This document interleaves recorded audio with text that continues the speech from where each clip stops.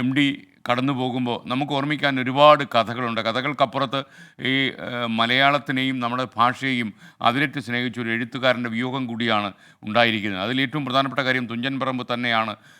ഒന്ന് രണ്ട് തവണ തുഞ്ചൻ പറമ്പിൽ പോയപ്പോൾ ഞാൻ മനസ്സിലാക്കിയ ഒരു കാര്യം, എം ഡിയെ പോലെ സർഗധനായ ഒരു എഴുത്തുകാരന് മാത്രമേ തുഞ്ചൻ പറമ്പിൽ ഇത്ര വലിയൊരു ഇടം കണ്ടെത്താൻ കഴിയൂ എന്നാണ് എനിക്ക് മനസ്സിലായിട്ടുള്ളത്.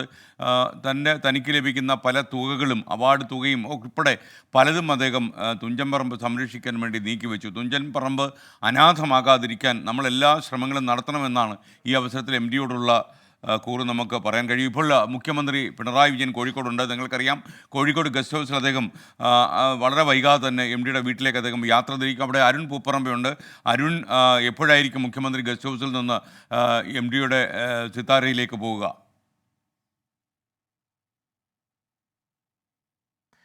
SKN മലയാളത്തിൻ്റെ പ്രിയപ്പെട്ട എഴുത്തുകാരന് വിട നൽകാൻ നാട് ഒരുങ്ങിയിരിക്കുകയാണ്. സമൂഹത്തിൻ്റെ വിവിധ മേഖലകളിൽ നിന്ന് പ്രമുഖരായിട്ടുള്ളവർ, അതോടൊപ്പം തന്നെ സാധാരണക്കാരുൾപ്പെടെ കോഴിക്കോട്ടെ എം ഡിയുടെ വസതിയിലേക്ക് ഒഴുകിയെത്തുകയാണ്. ഞാനിപ്പോൾ നിൽക്കുന്നത് കോഴിക്കോട് ഗസ്റ്റ് ഹൗസിന് മുന്നിലാണ്. ഇവിടെ മുഖ്യമന്ത്രി ഉണ്ട്. അല്പസമയത്തിനകം അദ്ദേഹം ഇവിടെ നിന്നിറങ്ങി എം ഡിക്ക് അന്തിമോപചാരം അർപ്പിക്കുന്നതിന് വേണ്ടി എം ഡിയുടെ വസതിയിലേക്ക് പോകും. അതിനു വേണ്ടിയിട്ടുള്ള മറ്റ് സജ്ജീകരണങ്ങളെല്ലാം ഒരുക്കിയിട്ടുണ്ട്. മുഖ്യമന്ത്രിയുടെ സുരക്ഷാ ജീവനക്കാരുൾപ്പെടെ എത്തി മറ്റ് കാര്യങ്ങളൊക്കെ സജ്ജീകരിച്ചിട്ടുണ്ട്. അല്പസമയത്തിനകം അദ്ദേഹം എത്തുമെന്നാണ് ഇവിടുന്ന് ഇറങ്ങും എന്നാണ് നമ്മൾ മനസ്സിലാക്കുന്നത്. ഇന്നലെ തന്നെ അദ്ദേഹം ഇവിടെ കോഴിക്കോട് എത്തിയിരുന്നു. എല്ലാ ഔദ്യോഗിക പരിപാടികളും 2 ദിവസം സംസ്ഥാനത്ത് ഔദ്യോഗിക പരിപാടികളെല്ലാം സർക്കാർ മാറ്റിവെച്ചിട്ടുണ്ട്. ഇന്ന് മന്ത്രിസഭാ യോഗം നടക്കേണ്ടതാണ്. മുഖ്യമന്ത്രി കണ്ണൂരിൽ നിന്ന് വീഡിയോ കോൺഫറൻസിലൂടെ ആ മന്ത്രിസഭാ യോഗത്തിൽ ഉൾപ്പെടെ പങ്കെടുക്കേണ്ടതാണ്. ആ നിർണായക യോഗം ഉൾപ്പെടെ മറ്റ് ഔദ്യോഗിക പാർട്ടി പരിപാടികളെല്ലാം അദ്ദേഹം മാറ്റിവെച്ച് ഇന്നലെ രാത്രി തന്നെ ഇവിടെ എത്തി. അല്പസമയത്തിനകം തന്നെ ഇവിടെ നിന്ന് ഇറങ്ങുമെന്നാണ് നമുക്ക് ലഭിക്കുന്ന വിവരം. അങ്ങനെ ഞാൻ നേരത്തെ സൂചിപ്പിച്ചതുപോലെ തന്നെ സമൂഹത്തിൻ്റെ വിവിധ മേഖലകളിൽ നിന്നുള്ളവർ, തന്നെ സിനിമാ പ്രവർത്തകർ ഉൾപ്പെടെയുള്ളവർ, രാഷ്ട്രീയ സാമൂഹിക സാംസ്കാരിക രംഗത്തുള്ളവർ എല്ലാം ഈ കോഴിക്കോട്ടേക്ക് ഒഴുകിയെത്തിക്കൊണ്ടിരിക്കുകയാണ്. അതോടൊപ്പം തന്നെ അല്പം കൂടി കഴിയുമ്പോൾ നിരവധിയായിട്ടുള്ള സാധാരണക്കാർ, നൂറുകണക്കിന് സാധാരണക്കാർ ഇവിടെ എത്തിച്ചേരും. കാരണം മലയാളികളുടെ മനസ്സിനെ അത്രത്തോളം ആഴത്തിൽ സ്പർശിച്ചിട്ടുള്ള, അല്ലെങ്കിൽ നമുക്ക് അത്രത്തോളം വളരെ എളുപ്പത്തിൽ മനസ്സിലാക്കാൻ കഴിയുന്ന ഒരു കഥാപരിസരം മലയാളികളും എം ഡിയും തമ്മിലുണ്ടായിരുന്നു. അതുകൊണ്ട് തന്നെ മലയാളികൾക്ക് അത്രത്തോളം സുപരിചിതമായിട്ടുള്ള ആ എഴുത്തിൻ്റെ ശക്തി എല്ലാം മലയാളികളുടെ മനസ്സിൽ തന്നെയുണ്ട്. അപ്പോൾ ആ കഥാകാരനെ യാത്രയക്കുന്നതിന് വേണ്ടി അവസാനമായി ഒരു നോക്ക് കാണുന്നതിന് വേണ്ടി ഈ വരും മണിക്കൂറുകളിലും ആൾക്കാരുടെ വലിയ ഒഴുക്ക് കോഴിക്കോട്ടേക്ക് അദ്ദേഹത്തിൻ്റെ വസതിയിലേക്ക് ഉണ്ടാകും എന്നാണ് നമ്മൾ മനസ്സിലാക്കുന്നത്. ഈ പൊതുദർശനം ഉൾപ്പെടെയുള്ള ചടങ്ങുകൾ നേരത്തെ തന്നെ നമുക്കറിയാം. അദ്ദേഹം ഈ കുടുംബാംഗങ്ങളോടും അടുത്ത സുഹൃത്തുക്കളോടൊക്കെ ഈ പൊതുദർശനം ഉൾപ്പെടെ ഉള്ള കാര്യങ്ങളിൽ ചില കർക്കശ്യമായിട്ടുള്ള ചില കാര്യങ്ങൾ തന്നെ പറഞ്ഞിട്ടുണ്ട്. അതെല്ലാം ഒഴിവാക്കണം എന്ന് മുമ്പ് തന്നെ പറഞ്ഞിട്ടുള്ളതാണ്. അടുത്ത സുഹൃത്തുക്കളോടും ആ കാര്യങ്ങൾ പങ്കുവച്ചിട്ടുള്ളതാണ്. അതോടൊപ്പം തന്നെ ഈ ഔദ്യോഗിക ബഹുമതികളൊന്നും പാടില്ല എന്ന രീതിയിൽ ഉടൻ തന്നെ എൻ്റെ സംസ്കാര ചടങ്ങുകൾ പൂർത്തീകരിക്കണമെന്ന തരത്തിലാണ് എം ഡി ഈ ബന്ധുക്കളോടും അതോടൊപ്പം തന്നെ സുഹൃത്തുക്കളോടും അത്തരം കാര്യങ്ങളൊക്കെ പങ്കുവച്ചിട്ടുള്ളത്. എന്താണോ കുടുംബാംഗങ്ങൾ ആവശ്യപ്പെടുന്നത് ആ രീതിയിലായിരിക്കും മറ്റെല്ലാ നടപടിക്രമങ്ങളും പൂർത്തീകരിക്കുക എന്നതാണ് മന്ത്രിമാരും ഉൾപ്പെടെ ഇപ്പോൾ പറഞ്ഞിട്ടുള്ളത്. അതുമായി ബന്ധപ്പെട്ട് മന്ത്രിമാരും മുഖ്യമന്ത്രിയും തമ്മിൽ ഒരു ആലോചനയൊക്കെ ഗസ്റ്റ് ഹൗസിൽ നടന്നിരുന്നു. ഏത് രീതിയിൽ ബന്ധുക്കൾ ആവശ്യപ്പെടുന്നു, ബന്ധുക്കൾ ഔദ്യോഗിക വിവരങ്ങൾ നൽകിക്കൊണ്ടിരിക്കുന്നത് മുഖ്യമന്ത്രി കോഴിക്കോട് ഗസ്റ്റ് ഹൗസിലുണ്ട്. വിഴപിടി ഗസ്റ്റ് ഹൗസിൽ അല്പസമയത്തിനകം അദ്ദേഹം സിത്താരയിലേക്ക് യാത്രയാകും. ഒരുപാട് കാലം, പ്രത്യേകിച്ച് സർക്കാർ അധികാരത്തിൽ വന്ന മുതൽ തന്നെ എം ഡിയുടെ അഭിപ്രായങ്ങൾ പല കാര്യത്തിലും ഇവർ പരിഗണിച്ചിരുന്നു എന്നുള്ളതാണ് ഏറ്റവും പ്രധാനപ്പെട്ട കാര്യം. നമ്മുടെ ഒരുപാട് പ്രേക്ഷകരും പ്രതികരിക്കുന്നുണ്ട്. നിങ്ങളുടെ അഭിപ്രായങ്ങൾ പരിഗണിക്കാതെ പോവുകയല്ല. നിങ്ങൾക്കറിയാം, നജീബ് പറയുന്നു, ജനിക്കുമ്പോൾ തൊട്ട് ഒരു നിഴൽ കൂടെ നടക്കും, എന്നെങ്കിലും ഒരിക്കൽ അത് നമുക്ക് നേരെ തിരിഞ്ഞു വരും, നേർക്കുനേർ. അതാണ് മരണം. എം ഡിക്ക് വിട പറഞ്ഞുകൊണ്ട് നജീബ് അയച്ചിട്ടുള്ള സന്ദേശം അതാണ്. OKR മണികണ്ഠൻ പറയുന്നത്, രണ്ടാമത് ഇനിയൊരു ഊഴമില്ല. ഇനി MD ഇല്ലാത്ത കാലമാണ് എന്നാണ് പറയുന്നത്. പല പ്രേക്ഷകരും പ്രതികരിക്കുന്നുണ്ട്. പല ആൾക്കാരും നമുക്ക് സുപ്രഭാതമൊക്കെ പറയുന്നുണ്ട്. ഈ പ്രഭാതത്തിന് മരണത്തിൻ്റെ ഒരു കരിനിഴൽ വീണിട്ടുണ്ട് എന്ന് നിങ്ങൾക്കറിയാം. അതുകൊണ്ട് തന്നെയാണ് പലപ്പോഴും പല സന്ദേശങ്ങളും നമുക്ക് വായിക്കാൻ കഴിയാത്തത്. പക്ഷേ ഈ പ്രഭാതത്തിൽ MD എന്ന വാക്കിൻ്റെ കുലപതി യാത്രയാകുമ്പോൾ അദ്ദേഹത്തെക്കുറിച്ച് പറയാൻ നമുക്ക് 100 നാവായിരിക്കണം. കാരണം MD ജീവിച്ചിരുന്ന കാലത്തും എം ഡിയുടെ സൗന്ദര്യശാസ്ത്രം ഒരുപാട് മനസ്സിലാക്കിയവരാണ് മലയാളികൾ. അദ്ദേഹത്തിൻ്റെ എഴുത്തിൻ്റെ ലോകത്ത് നമുക്ക് മനസ്സിലായിട്ടുള്ള ഏറ്റവും വലിയ കാര്യം MD എഴുതിയ പല തിരക്കഥകളും അഭിജാതമായ സാഹിത്യ ഭംഗി കൊണ്ട് സുഖകരമായി നിൽക്കുമ്പോൾ തന്നെ അതെല്ലാം വാണിജ്യ ഹിറ്റുകളായിരുന്നു എന്നുള്ളതാണ്. സാധാരണ ഒരു പ്രേക്ഷകന് മനസ്സിലാക്കാൻ കഴിയുന്ന സൗന്ദര്യ ലോകത്ത് നിന്നാണ് MD കഥകൾ പറഞ്ഞത്. അദ്ദേഹത്തിൻ്റെ കഥകൾ വായിക്കുമ്പോഴും അങ്ങനെ തന്നെയായിരുന്നു. കൂടല്ലൂരിൻ്റെ ഈ എഴുത്തുകാരന് അങ്ങനെ ഒരു സർഗ്ഗലാവണ്യം ഉണ്ടായിരുന്നു എന്നുള്ളതാണ് ഏറ്റവും പ്രധാനപ്പെട്ട കാര്യം. ഗോപികൃഷ്ണൻ കൂടി നമുക്കൊപ്പം ചേരുകയാണ്. ഗോപികൃഷ്ണൻ, MD വിടവാങ്ങുമ്പോൾ നമുക്ക് നഷ്ടപ്പെടുന്നത് ഒരു എഴുത്തുകാരനെ അല്ല, ഈ മണ്ണിനെ സ്നേഹിച്ച ഏറ്റവും വലിയ ഒരു അക്ഷര സ്നേഹിയാണ് എന്നത് മറ്റൊരു യാഥാർത്ഥ്യം.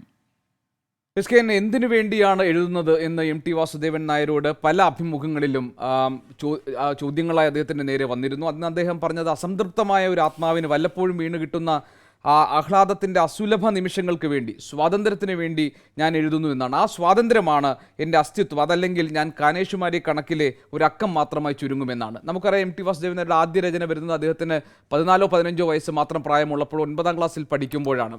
അതിനുശേഷം വിശ്വാഘോഷം എന്നായിരുന്നു ആ കഥയുടെ പേര്. അതിനുശേഷം പിന്നീട് അദ്ദേഹം ലോക ചെറുകഥാ മത്സരം നടക്കുമ്പോൾ അദ്ദേഹത്തിന് വളർത്തുമൃഗങ്ങൾ ഏറ്റവും മികച്ച കഥയ്ക്കുള്ള സമ്മാനത്തിന് അർഹമാകുന്നു. അന്ന് മുതൽ തന്നെ MT വാസുദേവൻ നായർ താൻ ജീവിതത്തിൽ ആരായി മാറണം എന്ന കാര്യത്തിൽ വളരെ ചെറിയ പ്രായത്തിൽ തന്നെ അദ്ദേഹത്തിനൊരു തീർച്ചപ്പെടുത്തൽ ഉണ്ടായിരുന്നു. അന്ന് അദ്ദേഹം ഒരു അഭിമുഖത്തിൽ പറഞ്ഞത്, ചെറിയ കാലത്ത് പഠിക്കുന്ന സമയത്ത് തന്നെ ആരെങ്കിലും എന്നോട് വലുതാകുമ്പോൾ ആരാകണം എന്ന് എന്നോട് ചോദിച്ചിരുന്നുവെങ്കിൽ അന്ന് ഞാൻ പറയുമായിരുന്നു എനിക്കൊരു എഴുത്തുകാരനാകണമെന്ന്. അങ്ങനെ സ്വന്തം നിയോഗം എന്താണ് തൻ്റെ ഈ ജീവിതത്തിലെ ദൗത്യം, എന്തിനു വേണ്ടിയാണ് താൻ ഈ ഭൂമിയിൽ എത്തിയിരിക്കുന്നത് എന്ന കാര്യത്തിൽ ഒരു തീർച്ചപ്പെടുത്തൽ MT വാസുദേവൻ നായർക്കുണ്ടായിരുന്നു. അതിന് അദ്ദേഹത്തിൻ്റെ എഴുത്തിന് അദ്ദേഹം ഊർജ്ജമായി കണ്ടെത്തിയത് അദ്ദേഹത്തിൻ്റെ ഗ്രാമം തന്നെയാണ്. സ്വന്തം ഗ്രാമമായ കൂടല്ലൂരിൽ അദ്ദേഹം കണ്ടും കേട്ടും അറിഞ്ഞും തലമുറകളിൽ നിന്ന് അദ്ദേഹം മനസ്സിലാക്കിയെടുത്തതുമായ പല വിധങ്ങളായ ജീവിത പ്രാരാബ്ദങ്ങളെക്കുറിച്ച്, ജീവിത പ്രതിസന്ധികളെക്കുറിച്ച്, വിവിധങ്ങളായ കഥാപാത്രങ്ങളെക്കുറിച്ച് അദ്ദേഹം വായിച്ചറിഞ്ഞു, കേട്ടറിഞ്ഞു. അതെല്ലാം അദ്ദേഹത്തിൻ്റെ മനസ്സിൻ്റെ മടക്കുകളിൽ കാലങ്ങളോളം കിടന്നിരുന്നു. അവിടെ അദ്ദേഹം പറഞ്ഞത് അവിടെ കഥയ്ക്കുള്ളൊരു വിത്തുപാകലാണ് അവിടെ നടക്കുന്നത്. പിന്നീട് എപ്പോഴെങ്കിലും ആയിരിക്കും അത് ഒരു കഥയ്ക്കുള്ള ഒരു ഇതിവൃത്തമായി അത് മുളപൊട്ടി വരുന്നതെന്നാണ്. അപ്പോൾ കഥയിലേക്ക് അല്ലെങ്കിൽ എഴുത്തിലേക്ക് തന്നെ ആവാഹിച്ചു കൊണ്ടുവരുന്ന നിരവധിയായ സന്ദർഭങ്ങൾ തൻ്റെ ജീവിതത്തിൽ ഉണ്ടായിട്ടുണ്ട് എന്ന് MT വാസുദേവൻ നായർ പറഞ്ഞിട്ടുണ്ട്. അദ്ദേഹത്തിൻ്റെ മാതാപിതാക്കൾക്ക് ഏറ്റവും ഇളയ കുഞ്ഞായിരുന്നു MT വാസുദേവൻ നായർ. അദ്ദേഹത്തിൻ്റെ കഴിഞ്ഞ ദിവസം കാരശ്ശേരി മാഷ് ആ കാര്യങ്ങൾ വിശദീകരിക്കുകയായിരുന്നു. കാരണം MT ഒരുപക്ഷെ ഈ ഭൂമിയിലേക്ക് വരില്ലായിരുന്നു. കാരണം അദ്ദേഹത്തിൻ്റെ അമ്മയ്ക്ക് ആരോഗ്യ പ്രശ്നങ്ങളുണ്ടായിരുന്നു. അങ്ങനെ ഈ കുഞ്ഞിനെ ഈ ഗർഭം അലസിപ്പിച്ചാലോ എന്നൊക്കെ വീട്ടുകാർ ആലോചിച്ചൊരു സമയമുണ്ടായിരുന്നു. അങ്ങനെ ഈ ഭൂമിയിലേക്ക് വരുമോ എന്ന് പോലുമുള്ള സംശയത്തോടു കൂടി താൻ പിറവിയെടുത്ത ആളാണ് താൻ എന്ന് MT വാസുദേവൻ നായർ അദ്ദേഹത്തിൻ്റെ പഴയ കാലത്തെക്കുറിച്ച് പറയുമ്പോൾ അദ്ദേഹം പറഞ്ഞിട്ടുണ്ട്. അങ്ങനെ MTയെ സംബന്ധിച്ച് അദ്ദേഹത്തിൻ്റെ ഏറ്റവും വലിയ 2 സവിശേഷതകൾ, ഒന്ന് അദ്ദേഹത്തിൻ്റെ സൂക്ഷ്മമായ അദ്ദേഹത്തിൻ്റെ ഓർമ്മയാണ്. കാരണം അദ്ദേഹം ജീവിതത്തിൽ ഓരോ സന്ദർഭങ്ങളെയും അദ്ദേഹം കേട്ടും അറിഞ്ഞുമൊക്കെയുള്ള ആ നാടിനെക്കുറിച്ചും അദ്ദേഹത്തിൻ്റെ മുൻ തലമുറകളിലെ ജീവിതാവസ്ഥകളെക്കുറിച്ചുമൊക്കെ അദ്ദേഹം കേട്ടിട്ടുള്ള കാര്യങ്ങൾ അദ്ദേഹത്തിൻ്റെ ഓർമ്മകളിൽ ഒരു ചുളിവും പറ്റാതെ എപ്പോഴും അദ്ദേഹത്തിൻ്റെ ഓർമ്മകളിൽ ഉണ്ടായിരുന്നു. ആ ഓർമ്മയിൽ നിന്നാണ് ഓരോ കഥാപാത്രങ്ങളും MTയുടെ ജീവൻ വെച്ച് അദ്ദേഹത്തിൻ്റെ കഥകളിലൂടെ മലയാള വായനാ സമൂഹത്തിന് മുന്നിലേക്ക് എത്തിയത്. രണ്ടാമത്തെ അദ്ദേഹത്തിൻ്റെ സവിശേഷമായ ഒരു ഗുണം അദ്ദേഹത്തിൻ്റെ മിതത്വമായിരുന്നു. വാക്കുകളിലാണെങ്കിലും ഭാഷ ഉപയോഗിക്കുന്ന കാര്യത്തിൽ, അദ്ദേഹം കാര്യങ്ങളോട് പ്രതികരിക്കുന്ന കാര്യത്തിൽ, ഇടപെടലുകൾ നടത്തുന്ന കാര്യത്തിൽ MTക്ക് സൂക്ഷ്മമായ ഒരു മിതത്വം ഉണ്ടായിരുന്നു. MT വാസുദേവൻ നായർ എന്ന വാക്ക് കേൾക്കുമ്പോൾ ഒരുപക്ഷെ അദ്ദേഹത്തിൻ്റെ രൂപം നമ്മുടെ മനസ്സിലേക്ക് വരുമ്പോൾ ആദ്യം വരുന്നത് നിശബ്ദതയാണ്, ആ മൗനമാണ്. ആ മൗനത്തിൽ നിന്നുകൊണ്ടാണ് MTയുടെ കഥാപാത്രങ്ങൾ ഉയർക്കൊണ്ടിരുന്നത്. ആ മൗനത്തിലിരിക്കുമ്പോൾ MTയുടെ മനസ്സ് വളരെ ജാഗ്രതയോടുകൂടി വളരെ സജീവമായി തന്നെ അദ്ദേഹം ഓരോ കഥകളിലേക്ക് ഊളിയിടുകയായിരിക്കും. MT വാസുദേവൻ നായർ അടുത്തിടപഴകിയിട്ടുള്ള ആളുകൾ പോലും പറയുന്നത് വളരെ കുറച്ച് മാത്രമാണ് MT സംസാരിക്കുന്നത്. പക്ഷേ ആ സംസാരിക്കുന്ന വാക്കുകൾ, വാചകങ്ങൾ അത് എല്ലാ കാലത്തും ഒരു വിവരമോ അതല്ലെങ്കിൽ അദ്ദേഹത്തിൻ്റെ പുതിയ കഥയിലേക്ക് നയിക്കുന്ന ഒരു ആശയമോ പറയാൻ വേണ്ടിയായിരിക്കും. അങ്ങനെ ആവശ്യത്തിന് മാത്രം വളരെ കരുതലോടുകൂടി ഉപയോഗിക്കുകയോ പ്രയോഗിക്കുകയോ ചെയ്യുന്നതായിരുന്നു എം ടി വാസുദേവൻ നായരെ സംബന്ധിച്ച് വാക്കുകൾ. അങ്ങനെയാണ് മലയാളം എന്ന നമ്മുടെ ഭാഷയുടെ പര്യായമായി എം ടി വാസുദേവൻ നായർ എന്ന എഴുത്തുകാരൻ മാറുന്നത്. പല സന്ദർഭങ്ങളിലും എം ടി വാസുദേവൻ നായർ അദ്ദേഹം ഒരിക്കലും വിമർശനങ്ങൾക്ക് അതീതനായിരുന്നില്ല. അദ്ദേഹത്തിൻ്റെ കഥകൾ, അദ്ദേഹത്തിൻ്റെ സാഹിത്യകൃതികളൊക്കെ മറ്റൊരു തരത്തിൽ വിമർശിക്കപ്പെടുകയും നിരൂപണങ്ങൾക്ക് വിധേയമാവുകയും ചെയ്തിട്ടുണ്ട്. നാലുകെട്ടുകളുടെ കഥാകാരൻ എന്ന് ഒരല്പം പരിഹാസ രൂപേണ എം ടി വാസുദേവൻ നായർ ചില വിമർശനങ്ങൾ നേരിട്ടിട്ടുണ്ട്. ആഴമില്ലാത്ത കഥകൾ എന്ന വിമർശനം എം ടി വാസുദേവൻ നായർ ഒരു ഘട്ടത്തിൽ നേരിട്ടിട്ടുണ്ട്. ഒ വി വിജയനെയും ആനന്ദിനെയും പോലുള്ളവർ വിശാലമായ ക്യാൻവാസുകൾ കഥകളിലൂടെയും നോവലുകളിലൂടെയും അവതരിപ്പിക്കുമ്പോൾ സങ്കുചിതമായ അല്ലെങ്കിൽ ലഘുവായിട്ടുള്ള ഇതിവൃത്തമാണ് എം ടിയുടേത് എന്ന വിമർശനങ്ങൾ ഉണ്ടായിട്ടുണ്ട്. അന്ന് അദ്ദേഹം അതിന് മറുപടി പറഞ്ഞത്, എൻ്റെ ലോകം ചെറുതാണ്, ഈ എഴുത്തുകാരെ പോലെയൊക്കെയുള്ള വലിയ മഹാനഗരങ്ങളിൽ ജീവിച്ചിട്ടുള്ള അനുഭവ പരിചയം എനിക്കുള്ള, ഞാൻ വരുന്നത് കൂടല്ലൂർ പോലെയുള്ള ഒരു ചെറിയ ഗ്രാമത്തിൽ നിന്നാണ്. അവിടെ നിന്ന് ഞാൻ കണ്ടു മനസ്സിലാക്കിയിട്ടുള്ള സാധാരണക്കാരായിട്ടുള്ള ഗ്രാമീണരുടെ ജീവിതങ്ങളിൽ നിന്നാണ് എൻ്റെ കഥകൾ രൂപപ്പെടുന്നത്. അതുകൊണ്ട് സത്യസന്ധനായ ഒരു എഴുത്തുകാരൻ എന്നതായിരിക്കും ഒരുപക്ഷെ എം ടി വാസുദേവൻ നായരെ കുറിച്ച് നമുക്ക് പറയാൻ പറ്റുന്ന ഏറ്റവും നല്ല വാചകം. ആത്മാർത്ഥതയോടുകൂടി സത്യസന്ധത പുലർത്തിയ ഒറിജിനൽ റൈറ്റർ എന്ന അർത്ഥത്തിലാണ് എം ടി വാസുദേവൻ നായർ ഒരുപക്ഷെ കാലത്തിൻ്റെ പരീക്ഷണത്തെ അദ്ദേഹം നേരിടാൻ പോകുന്നത്. പുതിയ തലമുറ അദ്ദേഹത്തിൻ്റെ കൃതികൾ വായിച്ചു തുടങ്ങുന്നുണ്ട്. പുതിയ തലമുറ അദ്ദേഹത്തിൻ്റെ കഥാപാത്രങ്ങളിലൂടെ എം ടി എന്ന എഴുത്തുകാരൻ്റെ മനസ്സ് മനസ്സിലാക്കാൻ വേണ്ടിയുള്ള ശ്രമങ്ങൾ നടത്തുന്നുണ്ട്.